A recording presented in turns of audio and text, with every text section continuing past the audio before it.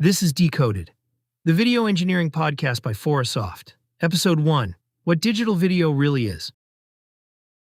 I want you to imagine a water pipe, just a standard physical pipe running right into your house. Right, like standard plumbing. Exactly. Now imagine trying to push an entire ocean through that pipe in like a matter of seconds. Which sounds completely impossible. It does, but conceptually, I mean, that is essentially what is happening every single time you sit down on your couch to stream a movie. Oh, absolutely. Because if you take a raw, uncompressed 4K video stream, just pure, untouched digital video, you are looking at a massive data flow of about 12 gigabits per second. Yeah, which is huge. Right.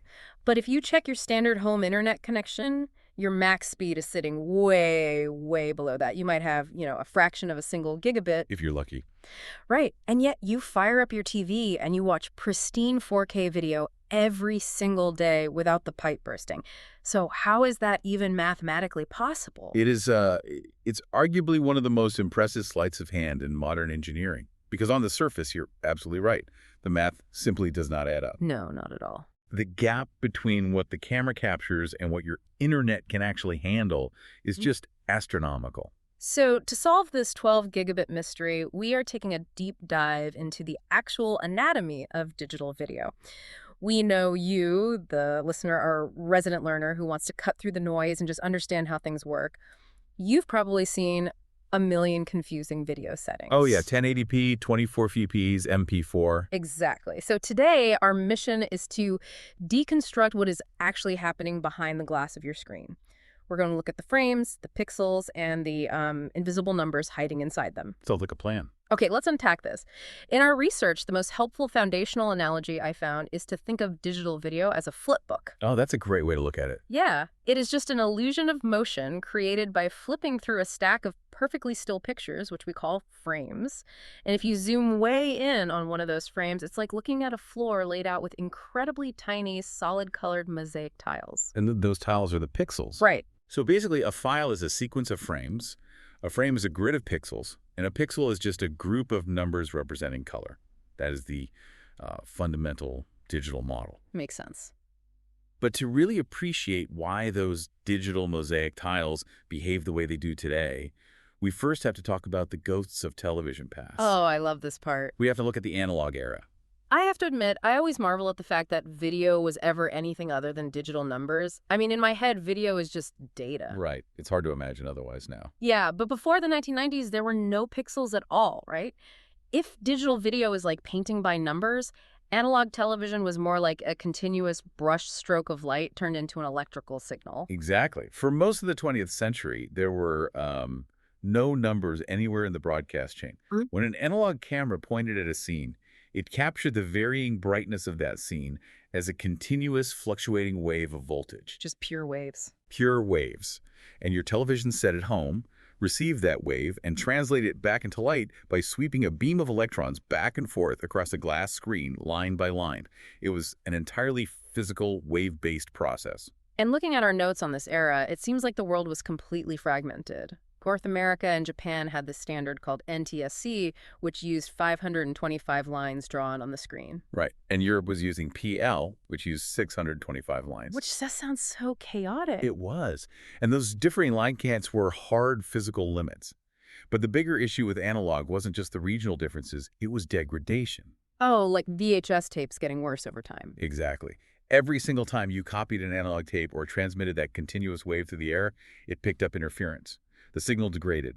Plus, computers were entering the mainstream, and, computers only think in discrete numbers, not continuous waves. Which brings us to the massive digital shift. The period from the early 90s to the late 2000s where we transitioned everything. Digital ultimately won because a copy of a number is an exact duplicate, no tape degradation. And software can actually process it. Right. But the real superpower, the thing that starts to answer our 12 gigabit water pipe mystery, is compression.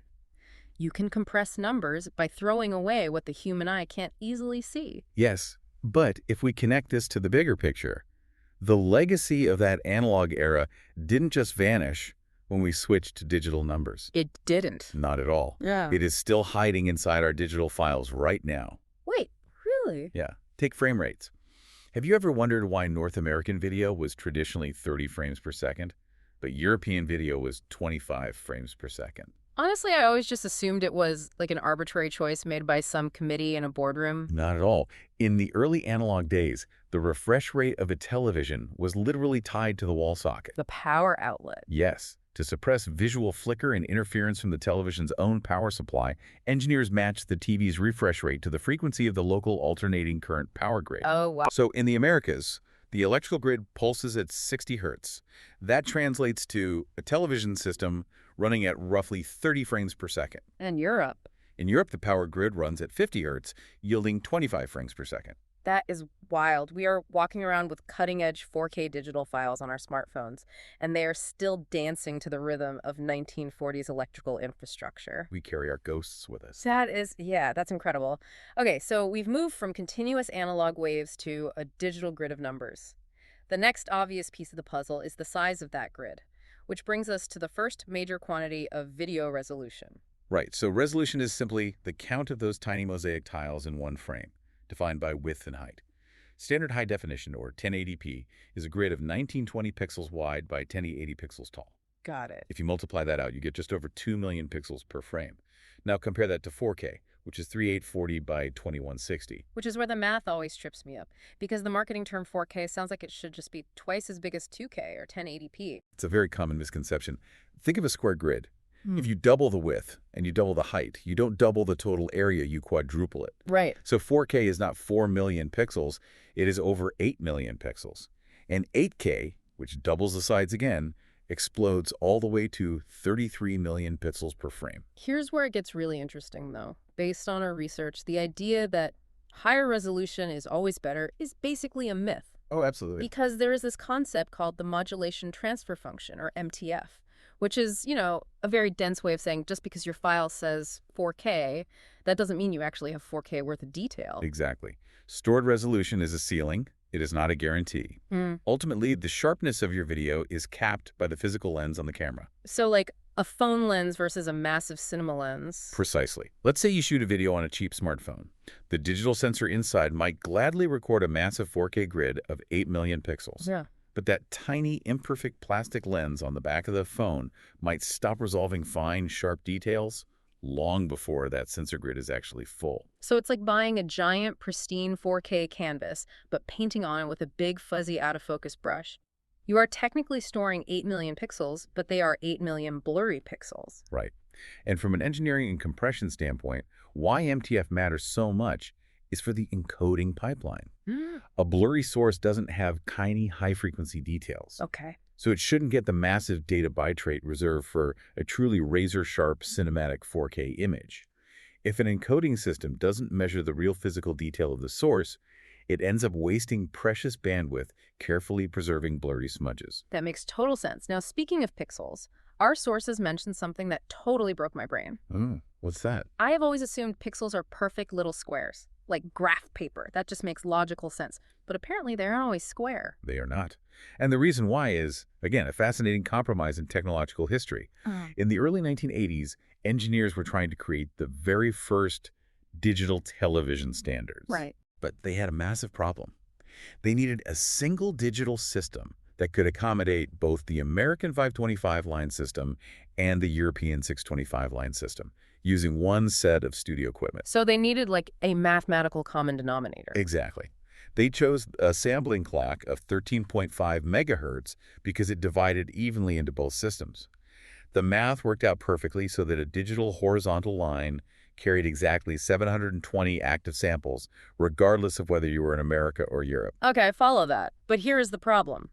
An old standard definition TV screen is shaped 4.3, it's almost a square. Yep. But a grid of 720 by 480 pixels has a shape ratio of 1.50. It's wider. They don't match. The digital grid doesn't physically fit the shape of the physical screen. So explain this to me like I'm 5. How did they fix it? Okay, imagine you have a photograph printed on a piece of highly stretchable rubber. Okay, stretchable rubber. The image itself is a little too wide to fit into the picture frame you bought. To make it fit, you have to physically squeeze the rubber horizontally. When you squeeze the whole image, everything inside it gets squeezed too. Oh, I see. That is what engineers did mathematically. They introduced the pixel aspect ratio, or PAR. For American digital TV, the pixel wasn't a square. It was a rectangle squeezed horizontally. That is so weird. It is. Nobody intentionally wanted a non-square pixel. It just fell out as the mathematical remainder of trying to force two incompatible analog TV shapes to share the same digital clock. And they used the exact same trick years later for those widescreen DVDs. When everyone started buying wide 16.9 TVs, they didn't change the grid size on the disc. No, they didn't. The DVD still held the same 720 by 480 grid. They just flagged the hidden data to say, hey, DVD player, take this rubber photograph and stretch it out really wide before you put it on the screen. Same exact digital bits, totally different physical picture shape. Incredible. It's a very clever workaround. Okay, so we've built our grid and we've stretched our pixels. What actually goes inside those digital tiles? Numbers representing color. Specifically, RGB values red, green, and blue. Each pixel contains 3 numbers telling the screen how much of each primary color to mix together to create the final shade. And those values usually run from 0 to 255, right? So 0 is this color turned entirely off, and 255 is maximum intensity. If I want a perfect neutral gray, I mix equal amounts of all 3. 128 red, 128 green, 128 blue. Spot on. But let's take that a step further, because those numbers are just relative instructions. What do you mean? To define what that exact shade of red actually looks like in the real physical world, we use a color space. Standard HD video usually uses a color space called BT.709. Right. But modern 4K video uses BT.2020, which is a much wider space. It encompasses vastly more of the actual visible colors that the human eye can perceive. I also saw the term bit depth come up alongside color space. How is that different? Think of bit depth as the number of scale steps you have to climb from pure black to pure white. Standard video uses 8 bits per color. That gives you 256 steps, which results in about 16.7 million possible color combinations. I mean, 16 million sounds like plenty. It sounds like a lot, but if you look at a video of a sunset slowly fading from bright orange to dark purple, 256 steps aren't actually enough to make that transition perfectly smooth. Really? Yeah, you will see banding, ugly, visible, chunky stripes where the color jumps from one step to the next. Oh, I hate when that happens on streaming. Exactly. Yeah. That's why high dynamic range, or HDR video, uses 10 or 12 bits. 10 bits gives you over 1 billion colors. It turns those chunky stair steps into a perfectly smooth ramp. Wow. Okay. So what does this all mean for motion? We have our grid. We've colored in our pixels with billions of options. Now we have to decide how fast to flip through the flipbook. We talked about how early television refresh rates were tied to power grids, but Hollywood movies standardized on 24 frames per second. They did. Why exactly 24? Why not an around 20? Or a faster 30? What's fascinating here is that the answer lies entirely in audio, not video. Audio. Yes. Between 1927 and 1930, the film industry was transitioning to talkies, and they needed a standard way to lock the sound to the picture. Their solution was the optical soundtrack. Wait, so they didn't use a separate audio cassette or something? No, the sound was literally drawn in light next to the pictures. It was a narrow stripe running along the edge of the physical film strip. That is so cool. If you looked at it closely, it looked like a black shape with a wavy edge, or sometimes a barcode of differing shades of gray. A lamp in the projector would shine through this visual wave, and a photocell on the other side would translate those changes in light back into electrical current for the theater speakers. Unbelievable. The sound was physically a picture. I'm trying to visualize that. The audio was literally printed on the film as a visual waveform. But what does that have to do with locking into 24 frames per second? Because the sound was read continuously as the film rolled by the projector lamp, the quality of the audio was directly tied to how fast the film was moving. Oh, I see. If you ran the film too slowly, like the 16 frames per second they used in the silent era, the physical film just wasn't moving fast enough past the sensor. The high frequencies of the audio got eaten up by the physical grain of the film emulsion. So it sounded bad. Terrible. Speech sounded muffled, and sharp consonants just smeared together. So they had to speed it up. But film stock was incredibly expensive. Precisely the dilemma. They couldn't afford to shoot at 32 frames per second just to make the audio pristine. It would bankrupt the studios. 24 frames per second was the exact mathematical sweet spot. A compromise. Exactly. Yeah. It pushed the film past the audio sensor just fast enough for speech to sound clean, but slow enough to conserve expensive celluloid. It's amazing. A century later, and we still associate that exact 24 frame rate with the premium cinematic look, all because of the physical limitations of drawing audio waveforms on a piece of 1920 celluloid. History hiding in the math. All right, we're moving on to how the screen physically draws these frames, scan and types. This introduces the terms progressive versus interlaced. Progressive scan is what basically every modern screen uses today. It is exactly what it sounds like, the P in 1080p. The screen draws every single horizontal line of the frame in one continuous pass from top to bottom. It's just a normal picture. Right, it's a complete coherent snapshot of a moment in time. But interlaced scan, the I in 1080i, is perhaps the strangest legacy workaround in all of video technology. This goes back to the BBC in the 1930s, right? They were trying to save broadcast bandwidth. Yes, sending a whole frame at a high frame rate required too much data for early radio waves. So instead of sending a whole frame at once, they split it into two halves, called fields. Okay, halves. The TV would draw the odd-numbered lines, first line 1, 3, 5, etc., and then a fraction of a second later, it would go back to the top and draw the even-numbered lines in the gaps. And the human eye just stitches it together. Exactly. The eye stitches it together into one moving image, but the broadcast bandwidth required is instantly cut in half. And our notes highlighted a crazy piece of math regarding how this worked on early American TVs. An NTSC frame has 525 lines. Half of 525 is 262.5. Yep, 262.5. A half line. How does a TV draw a half line? It's actually a brilliant piece of analog engineering because the first field literally ends halfway across the bottom of the screen. The electron beam is naturally offset by exactly half a line's height when it sweeps back to the top for the second field. Oh, wow. So the even lines fall perfectly into the gaps of the odd lines, automatically, purely based on geometry. No extra computing power required by the 1930s television set. Which was brilliant for 1936, but it creates a total nightmare for us today. Because when you try to display an old interlaced video on a modern progressive flat screen, you get this effect called combing. The dreaded combing. Yeah. If a car is driving fast across the screen, the odd lines capture it in one position, but the even lines capture it a fraction of a second later in a slightly different position further down the road. Because time has moved forward between fields. Right. So when the modern screen mashes those two fields together into one frame, the moving car gets these jagged horizontal sawtooth edges. It looks terrible.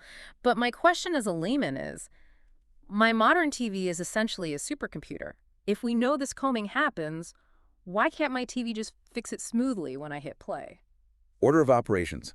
By the time it reaches your TV, it has already been compressed by an encoder. Oh, right. And if you feed raw, combed, interlaced footage to a modern video encoder, the encoder doesn't know what combing is. It is just a math algorithm. It looks at those jagged sawtooth edges and thinks, highly complex, high-frequency detail. Oh, no. Yes, it wastes precious data trying to perfectly preserve those ugly artifacts, and it completely ruins the file forever. You cannot fix it at the TV level because the damage is baked into the math. You must apply a mathematical deinterlacing filter to rebuild those moving lines before the footage ever touches the encoder. Wow. We also ran into this trap called PSF, Progressive Segmented Frame. What is that? PSF is a Trojan horse. It is video that was captured progressively by the camera, a single, intact moment in time, but it was artificially sliced into two interlaced fields just so it could be transported through older studio equipment that only accepted interlaced signals. So it looks interlaced to the computer, but it's really progressive in disguise. And that's the danger. In true interlace, the two fields represent two different moments in time, which causes that jagged combing on moving objects. In PSF, both fields describe the exact same moment. There is no combing. So what's the problem? If an encoder just assumes it is true interlace and tries to deinterlace it by blurring or interpolating the fields, it is destroying half the vertical detail for absolutely no reason. A smart encoding pipeline has to verify the timing of the fields first. Okay, we've built our digital frame pixel by pixel. We have the resolution, the color depth, the frame rate, and the scan type. Let's trace how this massive amount of data actually gets from the camera to our eyeballs. The pipeline. Exactly. In the industry, they look at a 6-stage pipeline: capture, encode, package, deliver via a network, playback, and display.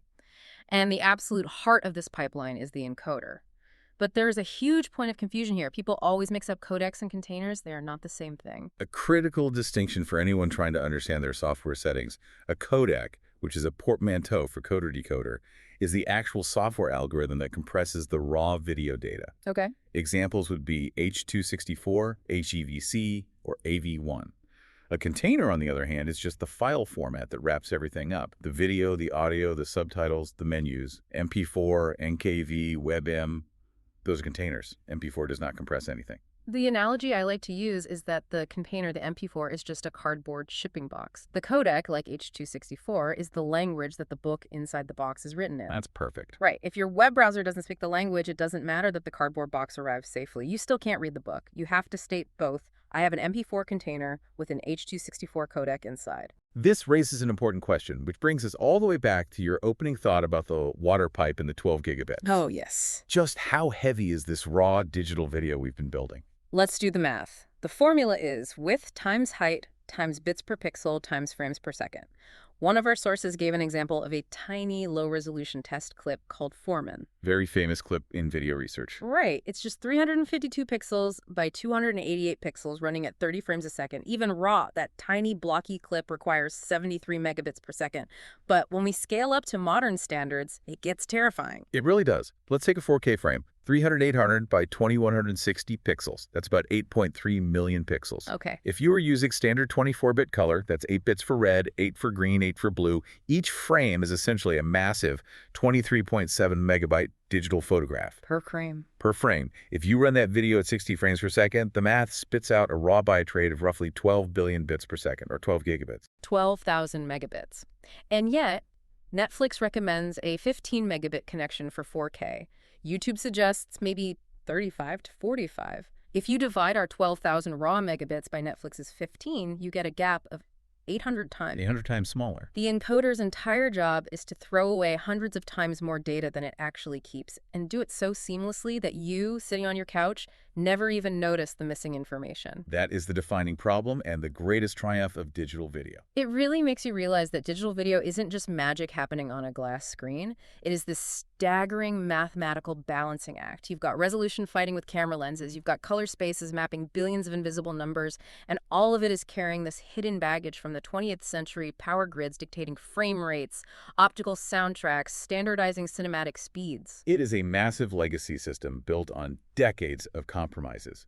And if I can leave you with one final thought to mull over, it's this: we spend all this time obsessing over the perfect math of video. The 8K resolutions, the massive digital sensors, the flawless algorithms. But ultimately, all of this staggering technology, this 800x compression ratio that makes streaming possible, only works for one specific reason. What's that? The biological limitations of the human eye. Oh, wow. Video is not a perfect, transparent window to reality. It is a meticulously calculated optical illusion designed specifically to hack the flaws in human vision. The encoder throws away data in the shadows where our eyes can't see and drops color details that our brains naturally fill in. That is wild. Next time you stream a movie, don't just think about the data flowing through the pipe. Think about how the code is actively tricking your brain, discarding massive amounts of reality, and betting that you won't even notice. The tech isn't getting better at showing reality, it's just getting better at hacking our biology. And on that mind-bending note, we are going to wrap up this deep dive. Thank you so much for joining us, learner, and we will catch you on the next one. That was Decoded, the video engineering podcast by Forasoft. Thanks for listening, and see you in the next episode.